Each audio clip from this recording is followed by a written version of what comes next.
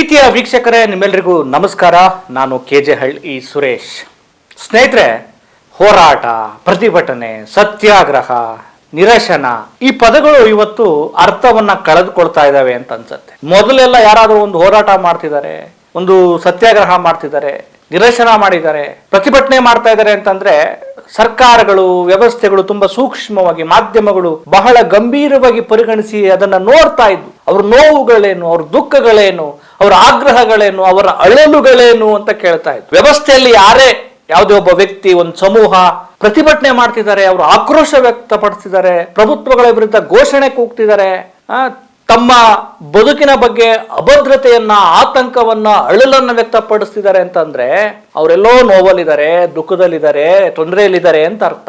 ಆಗ ಪ್ರಭುತ್ವಗಳು ಅಂದ್ರೆ ಸರ್ಕಾರಗಳು, ನಾವು ಆಯ್ಕೆ ಮಾಡಿ ಕಳಿಸಿರುವ ಜನಪ್ರತಿನಿಧಿಗಳ ಒಂದು ಒಕ್ಕೂಟ ಇದೆಯಲ್ಲ, ಅವು ಓಹೋ ಹಿಂಗಾಗ್ತಾ ಇದೆಯಾ ಅಂತೇಳಿ ಬಹಳ ಬೇಗ ಸ್ಪಂದಿಸಿ ಅವರ ಅಳಲೇನು, ಅವರ ನೋವೇನು ಅಂತೇಳಿ ಆಲಿಸಬೇಕು, ಕೇಳಬೇಕು, ಕಿವಿ ಆಗ್ಬೇಕು. ಅದನ್ನ ಮಾಡ್ತಾ ಇದ್ರು ಅಂತ ಅನ್ಸುತ್ತೆ ಮೊದಲೆಲ್ಲ.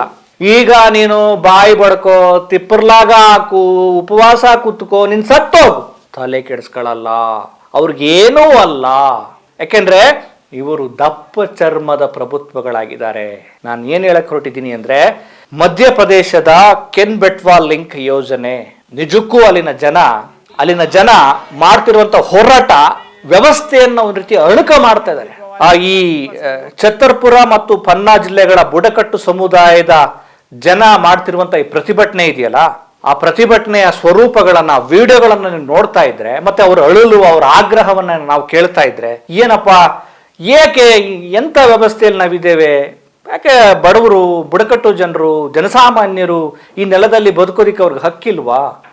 ಅವರ ಅಳಲನ್ನ, ಅವರ ಗೋಳನ್ನ ಕೇಳೋದಕ್ಕೆ ಈ ಮಟ್ಟದ ಪ್ರತಿಭಟನೆನೂ ಮಾಡ್ಬೇಕಾ ಅಂತ ಅನ್ಸುತ್ತೆ. ಮೊದಲು ಅವ್ರು ಏನ್ ಮಾಡ್ತಿದಾರೆ ಅಂತ ಹೇಳ್ತೀನಿ ನೋಡಿ. ಚಿತಾ ಆಂದೋಲನ, ವಿನೂತನ ಪ್ರತಿಭಟನೆ, ಈ ಏನ್ ಹೇಳಿದ್ನಲ್ಲ, ಈ ಕೆನ್ ಬೆಟ್ವಾ ಲಿಂಕ್ ಯೋಜನೆ ಇದೆಯಲ್ಲ, ಏನು ಅಣೆಕಟ್ಟು ಜೋಡಣೆ, ನದಿ ನೀರು ಜೋಡಣೆ ಈ ಯೋಜನೆ ಇದೆಯಲ್ಲ, ಇದೇನು ದೌದನ್ ಅಣೆಕಟ್ಟು ನಿರ್ಮಾಣ ಮಾಡ್ತಾರಂತೆ. ಈ ನೀರನ್ನ ಈ ಜಾಗದಿಂದ ಮತ್ತೊಂದು ಕಡೆ ಜೋಡಿಸಿ ನೀರನ್ನ ಸರಬರಾಜು ಮಾಡುವಂತ ಒಂದು ಯೋಜನೆ ಇದು. ಮಧ್ಯಪ್ರದೇಶದ ಛತ್ತರ್ಪುರ ಮತ್ತು ಪನ್ನಾ ಜಿಲ್ಲೆಗಳ ಈ ಪ್ರದೇಶದಲ್ಲಿ ಈಗ ಆ ಪ್ರದೇಶದಲ್ಲಿ ವಾಸ ಮಾಡುವಂತ ಬುಡಕಟ್ಟು ಜನರು ಈಗ ಬೀದಿಗೆ ಬೀಳುವ, ಅತಂತ್ರ ಆಗುವ, ನೋವಿನ ಸ್ಥಿತಿಯಲ್ಲಿ ಇದ್ದಾರೆ. ಈಗ ಈ ಯೋಜನೆಯಿಂದ, ಈ ಕೆನ್ ಬೆಟ್ವಾ ಯೋಜನೆ ಅಡಿಯಲ್ಲಿ ದೌದನ್ ಅಣೆಕಟ್ಟು ನಿರ್ಮಾಣಕ್ಕೆ, ಈ ಅಣೆಕಟ್ಟನ್ನು ನೀವು ನಿರ್ಮಾಣ ಮಾಡಬೇಡಿ, ಮಾಡೋದೇ ಆದರೆ ನಮ್ಮ ಅಳಲನ್ನು ಕೇಳಿ ನಮ್ಮ ಆಗ್ರಹವನ್ನು ಪೂರೈಸಿ ಅಂತೇಳಿ ಆ ಬುಡಕಟ್ಟು ಜನರು ವಿನೂತನ ಅನ್ನೋದಕ್ಕಿಂತ ಇದ್ರ ಮೇಲೆ ಇನ್ನೇನು ನಮ್ಮ ಕೈಲಿ ಹೋರಾಟ ಮಾಡೋಕ್ಕಾಗಲ್ಲ ಅನ್ನೋ ರೀತಿಯಲ್ಲಿ ಪ್ರತಿಭಟನೆ ಮಾಡ್ತಿದ್ದಾರೆ. ಇದರಿಂದ ಏನು ಸಮಸ್ಯೆ ಅಂತ ನಾವು ನೋಡೋದಾದ್ರೆ, 22 ಹಳ್ಳಿಗಳ ಮೇಲೆ 22 ಹಳ್ಳಿಗಳು ಪರಿಣಾಮ ಬೀರುತ್ತೆ. 7,000ಕ್ಕೂ ಹೆಚ್ಚು ಕುಟುಂಬಗಳು ಬೀದಿ ಪಾಲಾಗುತ್ತೆ. ಹತ್ತತ್ರ ಸಾವಿರಾರು ಜನ ನಿರಾಶ್ರಿತರಾಗ್ತಾರೆ, ಭೂಮಿ ಕಳ್ಕೊಂತಾರೆ, ವಸತಿ ಕಳ್ಕೊತಾರೆ, ತಾವು ಬದುಕಿದ ನೆಲದ ಅಸ್ಮಿತೆ ಕಳ್ಕೊತಾರೆ. ಅಕ್ಷರಶಃ ಏನ್ ಹೇಳ್ಬೇಕು ಅಂದ್ರೆ ಅವರು ಬೀದಿಗೆ ಬೀಳ್ತಾರೆ ಅಂತ, ಬೀದಿಗೆ ಒಂದ್ ರೀತಿ ಅನಾಥ ಸ್ಥಿತಿಗೆ ಬಂದ್ಬಿಡ್ತಾರೆ, ತಬ್ಬಲಿಗಳಾಗ್ತಾರೆ ಅಂತ ಹೇಳ್ಬೋದು ಈ ಒಂದು ಬೆಟ್ವಾ ಲಿಂಕ್ ಯೋಜನೆಯಿಂದ ಅಂತ. ಇದು ಏನಿದು ನದಿ ಜೋಡಣೆಗೆ ಮಾಡುವಂತಹ ಒಂದು ಯೋಜನೆ. ಇದು ಮಧ್ಯಪ್ರದೇಶದ ಕೆನ್ ನದಿಯ ಹೆಚ್ಚುವರಿ ನೀರನ್ನ ಈ ಯೋಜನೆಗೆ ಬಿಟ್ಟುಕೊಡ್ಬೇಕು ಅಂತ ಹೇಳಿ ಇವರು ಪ್ಲಾನ್ ಮಾಡ್ತಿರೋದು. ಈಗ ಈ ಜನ ಹೋರಾಟ ಯಾವ ರೀತಿ ಮಾಡ್ತಿದ್ದಾರೆ ಅಂತ, ತಮ್ಮ ಮೈಗೆಲ್ಲ ಮಣ್ಣನ್ನು ಬಳ್ಕೊಂಡಿದ್ದಾರೆ. ಆಮೇಲೆ ಒಂದಷ್ಟು ಮಹಿಳೆಯರು ಈ ಮನುಷ್ಯ ಸತ್ತೋದಾಗ ಅವನನ್ನ ಚಿತೆ ಮೇಲೆ ಕೂರಿಸ್ತಾರೆ ಗೊತ್ತಾ, ಆ ಕೂರಿಸಿ ಬೆಂಕಿ ಇಡೋ ಒಂದು ಒಂದು ಒಂದು ಸಂಸ್ಕಾರ ಮಾಡುವ ಒಂದು ವಿಧಿ, ಕೊನೆ ಅಂತ್ಯ ಸಂಸ್ಕಾರ ಮಾಡೋ ಒಂದು ಸ್ಟೇಜ್ ಇರುತ್ತಲ್ಲ, ಆ ರೀತಿ ಇವರೆಲ್ಲ ಚಿತೆಯ ನಿರ್ಮಾಣ ಮಾಡಿಕೊಂಡು ಮಹಿಳೆಯರು ಅದ್ರ ಮೇಲೆ ಸಾಮೂಹಿಕವಾಗಿ ಮಲ್ಕೊಂಡ್ಬಿಟ್ಟಿದ್ದಾರೆ.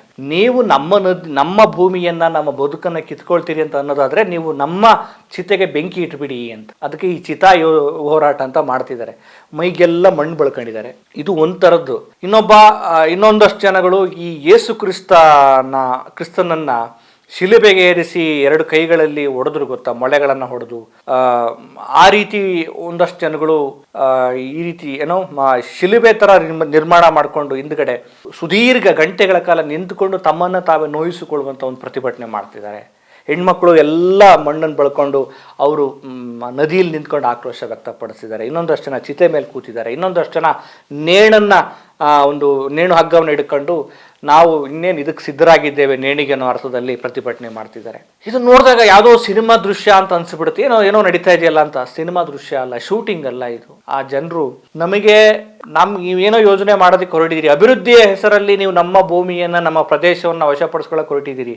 ಆದ್ರೆ ನೀವು ನಮ್ಮ ಅಳಲನ್ನ, ನಮಗೆ ಸಿಗಬೇಕಾದ ಸೌಲಭ್ಯವನ್ನು ಸರಿಯಾಗಾದ್ರೂ ಕೊಡಿ. ಕೊನೆ ಪಕ್ಷ ನಮಗೆ ಈ ಯೋಜನೆ ಇಷ್ಟ ಇಲ್ಲ, ನಾವು ಈ ಜಾಗನ ಬಿಡಕ್ಕೆ ಇಷ್ಟ ಇಲ್ಲ, ಆದ್ರೂ ನೀವು ಕಿತ್ಕೊಳ್ತೀರಿ ಅಂತ ಅನ್ನೋದಾದ್ರೆ ಒಂದು ನ್ಯಾಯಸಮ್ಮತವಾದ ಪರಿಹಾರವನ್ನಾದರೂ ಕೊಡಿ ಅಂತ ಅವ್ರು ಕೇಳ್ತಿದ್ದಾರೆ.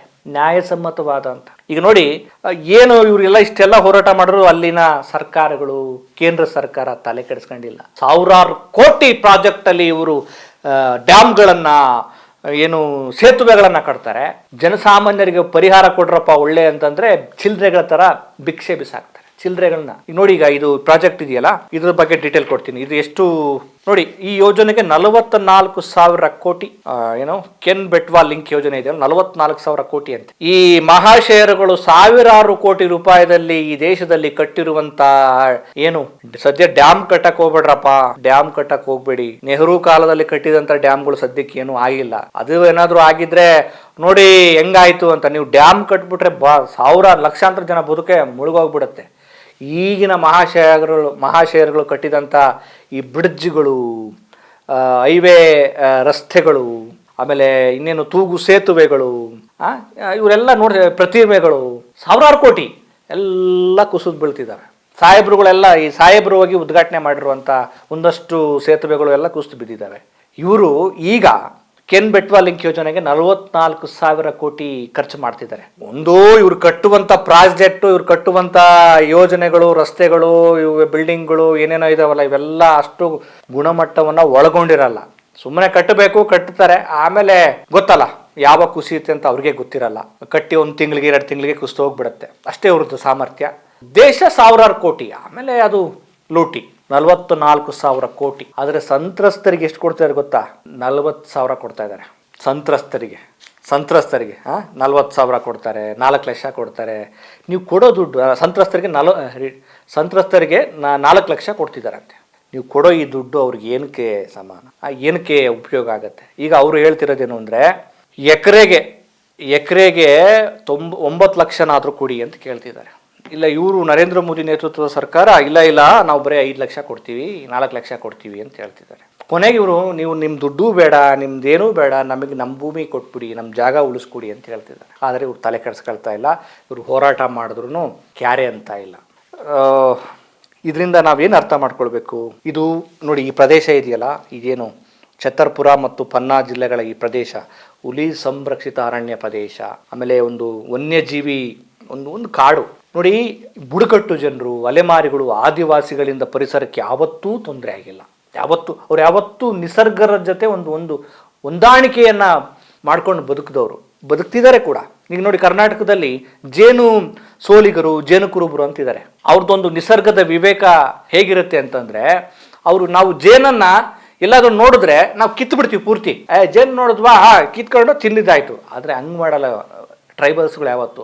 ಅವರು ಒಂದು ಜೇನನ್ನು ನೋಡಿದ್ರೆ ತಮಗೆ ಎಷ್ಟು ಬೇಕೋ ಅಷ್ಟು ಜೇನನ್ನು ಮಾತ್ರ ತಗೊಳ್ತಾರೆ. ಅಂದರೆ ಸ್ವಲ್ಪ ತಗೊಳ್ತಾರೆ, ಇನ್ನು ಸ್ವಲ್ಪ ಜೇನು ಹುಳುಗಳಿಗೆ ಬಿಡ್ತಾರೆ ಅಂತ. ನೋಡಿ, ಒಂದು ನಿಸರ್ಗದ ಜೊತೆಗಿನ ಮನುಷ್ಯನ, ಬುಡಕಟ್ಟು ಜನರ ಒಂದು ವಿವೇಕ ಎಷ್ಟು ಚೆನ್ನಾಗಿದೆ. ನಾವು ತಿನ್ಬೇಕು, ಅವು ಉಳಿಬೇಕು ಅಂತ. ಆಗ ಜೇನು ಮತ್ತೆ ಅಲ್ಲಿ ಜೇನು ಹುಳುಗಳು ಮಕರಂದವನ್ನು ಹೀರಿ ಮತ್ತೆ ಅಲ್ಲಿ ಜೇನನ್ನು ಉತ್ಪತ್ತಿ ಮಾಡ್ತವೆ. ಮನುಷ್ಯನ ಈ ಸ್ವಾರ್ಥ ಕೇಂದ್ರಿತ ದುರಾಸೆ ಇದೆಯಲ್ಲ, ಇವತ್ತಿನ ಸರ್ಕಾರಗಳ ದುರಾಸೆ, ಮೋದಿ ಸರ್ಕಾರದ ದುರಾಸೆ, ಎಲ್ಲ ನಮಗೆ ಬೇಕು, ಎಲ್ಲ ಜನ ಕಿತ್ಕೊಂಡು ತಿನ್ಬಿಡ್ಬೇಕು, ಬೇರೆಯವರಿಗೆ ಬೇಡ.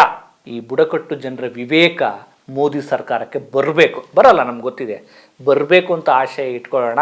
ಇವ್ರಿಗೆ ನಾಚಿಕೆ, ಮನುಷ್ಯತ್ವ, ಮರ್ಯಾದೆ ಏನಾದ್ರು ಇದ್ರೆ ಕೋಟಿ ಲೂಟಿನ ನೀವು ಮಾಡ್ತೀರಿ, ಆ ಜನರಿಗೊಂದು ಸರಿಯಾದ ಒಂದು ಪರಿಹಾರನಾದ್ರೂ ಕೊಡಿ ಪಾಪ. ಇಲ್ಲಾಂದ್ರೆ ಅವ್ರ ಭೂಮಿಯನ್ನ, ಅವ್ರ ನೆಲವನ್ನ ಕಸಿದುಕೊಳ್ಳೋದನ್ನ ಬಿಡಿ. ನೀವು ದೊಡ್ಡದಾಗಿ ಯೋಜನೆ ಮಾಡಿ ಈ ದೇಶವನ್ನು ಅಭಿವೃದ್ಧಿ ಮಾಡಿರೋದು ಅಷ್ಟೇನೇ ಇದೆ. ನಾವು ನೋಡ್ತಾ ಇದೀವಿ ಅಭಿವೃದ್ಧಿ ಎಷ್ಟು ಮಟ್ಟಕ್ಕಿದೆ ಅಂತ. ಓಹೋ ಅನ್ನೋ ಥರದಲ್ಲಿ ಅಭಿವೃದ್ಧಿ ಇದೆ. ಆ ಜನರ ಬದುಕನ್ನು ಯಾಕೆ, ಅವ್ರ ನೆಮ್ಮದಿಗೆ ಭಂಗ ತರ್ತೀರಿ? ನಿಸರ್ಗ ವಿವೇಕ ಬರಲಿ ಮೋದಿ ಸರ್ಕಾರಕ್ಕೆ ಅಂತ ಹೇಳ್ತಾ ಈ ಮಾತನ್ನು ಮುಗಿಸ್ತಿದ್ದೀನಿ. ನಮಸ್ಕಾರ.